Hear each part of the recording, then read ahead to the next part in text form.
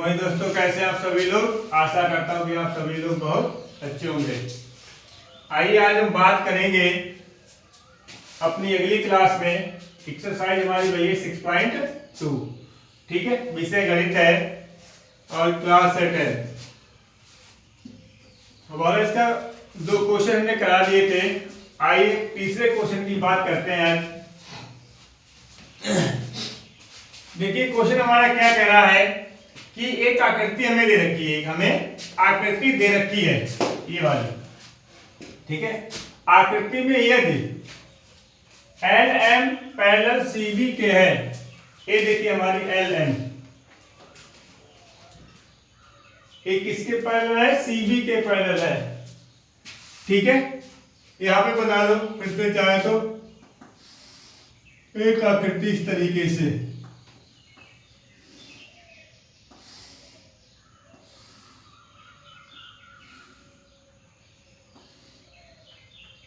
A B C D, इसको M, ठीक है, इसको एल। अब उसमें ये कह रहे हैं कि जो हमारी इस आकृति में जो हमारी एल एम भुजा है ये वाली, ठीक है, एक किसके समांतर है? बीसी के समांतर है। और क्या है जो हमारी एल एन है वो किसके समांतर है? सीडी के समांतर है। तो देखिए कैसे निकालेंगे इसको, लिख लोगे आकृति में, आकृति में। अच्छा हमें करना क्या है? देखिए इसमें एल एम समांतर किसके दे रखी है? सीबी के, और एल एन समांतर सीडी के। तो हमें ये सिद्ध करके दिखाना है कि जो हमारी ए एम है, ए एम अपान ए बी, मतलब ए एम और ए बी का जो रेशियो है वो किसके बराबर है? ए एन और ए डी के बराबर है, ठीक है। आइए देखते हैं आकृति में क्या दे रखा है। एल एम समांतर है किसके है? सीबी के। किसके है? सीबी के है। अब देखिए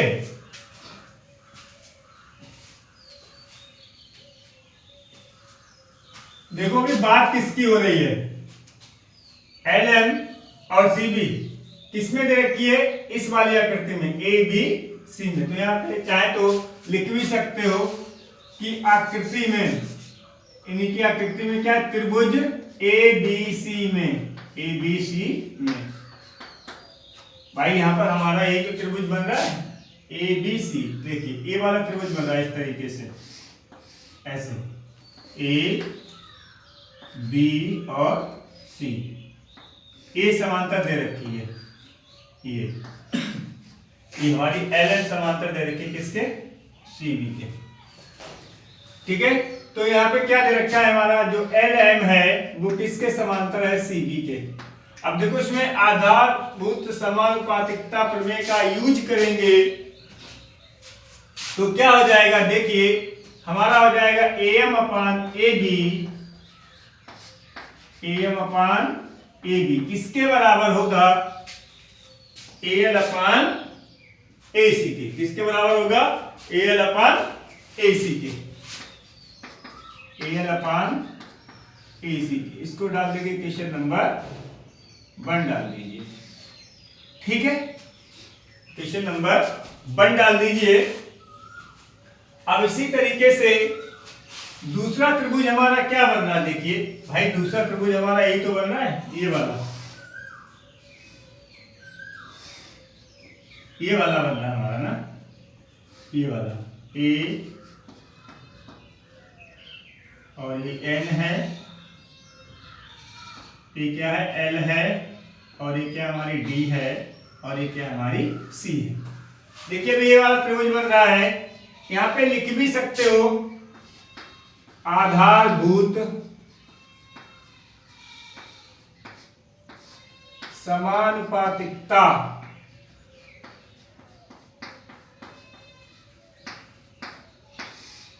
प्रमेय द्वारा, प्रमेय द्वारा।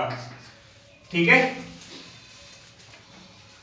अब देखिए दूसरी आकृति क्या है। हमारी आकृति है, पहली हमारी आकृति क्या थी, ए बी सी थी, और दूसरी को लिख लो ए डी सी। तो आकृति में लिख दो, आकृति में त्रिभुज एडीसी में, एडीसी में देखिए एडीसी में क्या है हमारा, इसमें आधारभूत समानुपातिकता प्रमेय का यूज करेंगे। तो क्या करना है हमें, देखो एन अपान एडी के हो जाएगा, एन अपान एडी के हो जाएगा, और किसके बराबर होगा, एल अपान एसी के, एल अपान एसी के। अब हमारी क्वेश्चन नंबर 1 और 2 प्राप्त हो गई है। इसमें किसका यूज हुआ, इसमें भी आधारभूत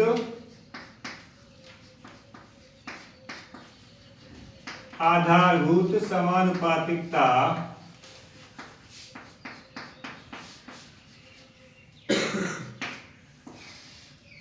प्रमेय द्वारा,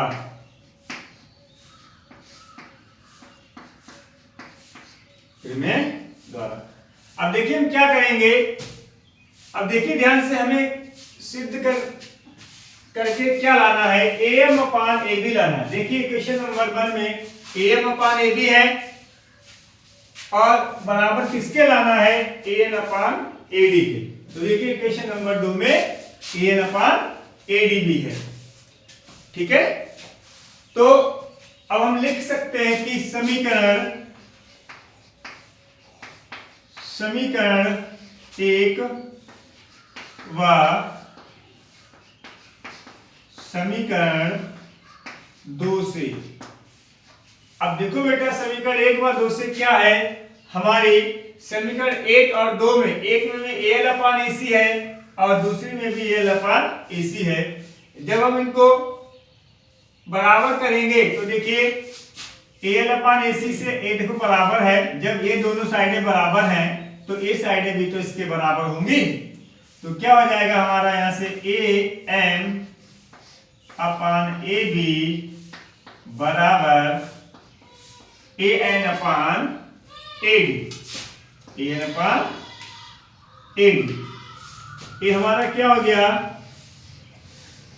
जो हमें सिद्ध करना था वो हमारा ये यहां पर सिद्ध हो गया है, प्रूव्ड। ठीक है, तो मैं तो यही आशा करता हूं कि आपको क्वेश्चन अच्छे से समझ में आ रहे होंगे। ठीक है, आइए अब चलते हैं अगले क्वेश्चन की तरफ। अगला क्वेश्चन हमारा क्या है देखते हैं। अगला क्वेश्चन हमारा क्या है देखते हैं।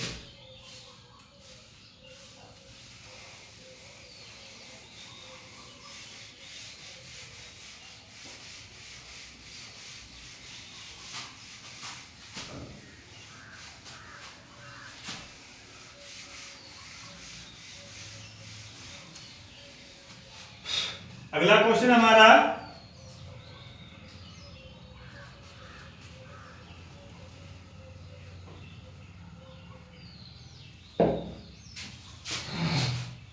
देखिए, अगला हमारा आकृति में डी पैरेलल एसी के है, किसके पैरेलल है, जो हमारी ये वाली लाइन है डी, ये किसके पैरेलल है, एसी के है। देखो समझने के लिए थोड़ा अलग से बना लीजिए, कोई दिक्कत नहीं है।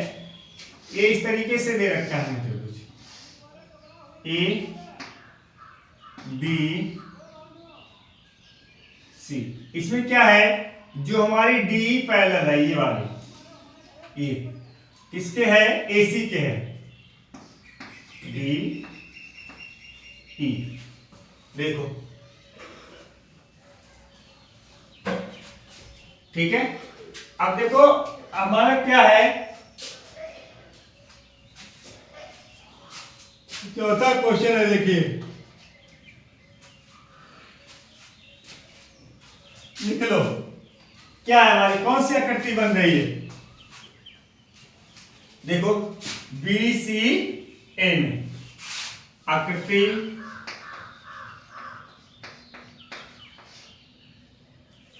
में क्या है, त्रिभुज VCA में, VCA में। अब देखो बेटा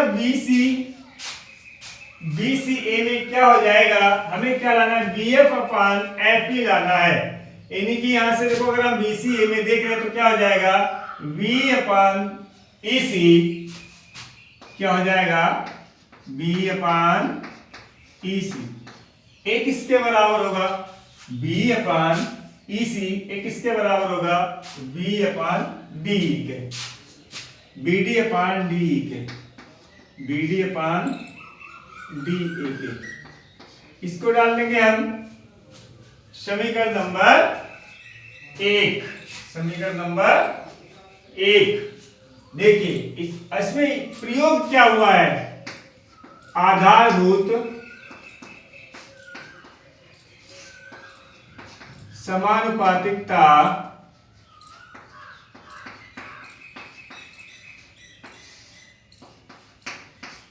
प्रमेय द्वारा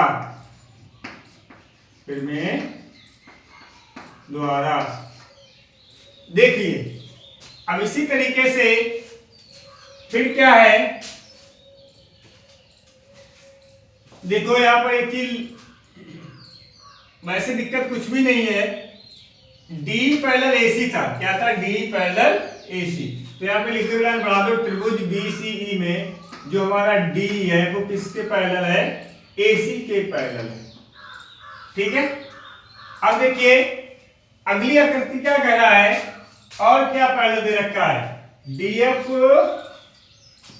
पैरेलल AE दे रखा है। अब हमारा ये दे रखा है, ये वाली DF AE के पैरेलल दे रखी है। देखिए दूसरी आकृति को समझ लो, यहां पर इस तरीके से बनी हुई है ऐसे। अब ये जो DF है, ये वाली, ये DF किसके है, किसके पैरेलल है भाई, AE के पैरेलल है, AE के पैरेलल है।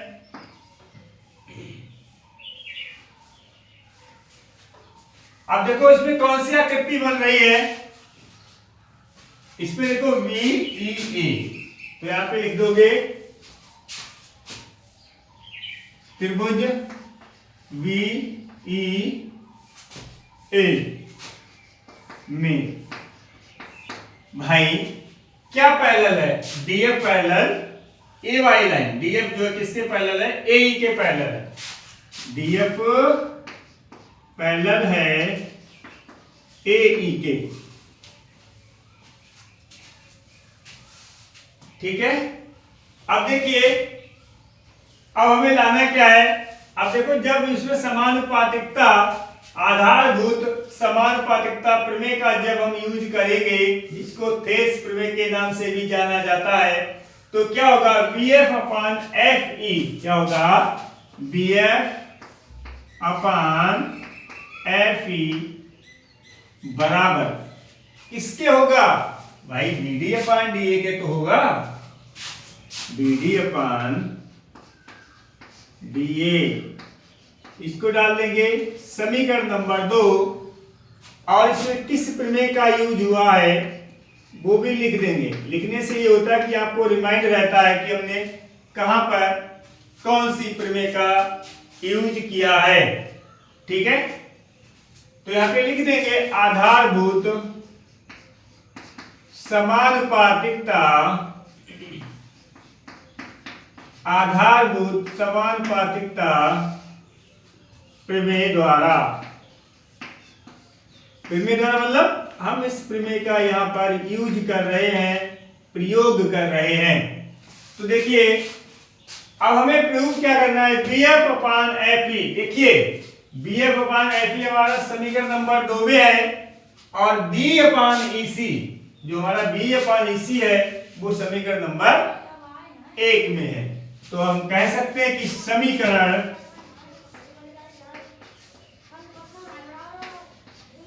समीकरण 1 बा समीकरण 2 से क्या हो जाएगा बेटा, समीकरण 1 व 2 से देखिए हमारी BD बराबर DA, BD अपन DA समीकरण 1 में भी है और समीकरण 2 में भी है BD अपन DA। जब देखिए दोनों समीकरणों के दोनों एक साइड बराबर है, जब ये वाली साइड बराबर है तो हम कह सकते हैं ये वाली साइड इसके भी तो बराबर होगी। तो बस कुछ नहीं है, हमें क्या लाना है, BF अपान FE, BF अपान FE बराबर किसके हो जाएगा, B अपान EC के। ये हमें सिद्ध करके लाना था, तो ये हमारा प्रूव हो गया है यहाँ पर। उम्मीद करता हूं ये भी आपको सवाल अच्छे से समझ में आ गया होगा। देखिए जब आपको अच्छे से पढ़ाई करनी है तो एक एक पॉइंट को समझ कर चलना है, ठीक है। उम्मीद करता हूं ये वीडियो आपको अच्छी लगी होगी, ठीक है। तो हमारे चैनल को सब्सक्राइब कीजिए, लाइक कीजिए और अपने दोस्तों के साथ शेयर कीजिए। धन्यवाद।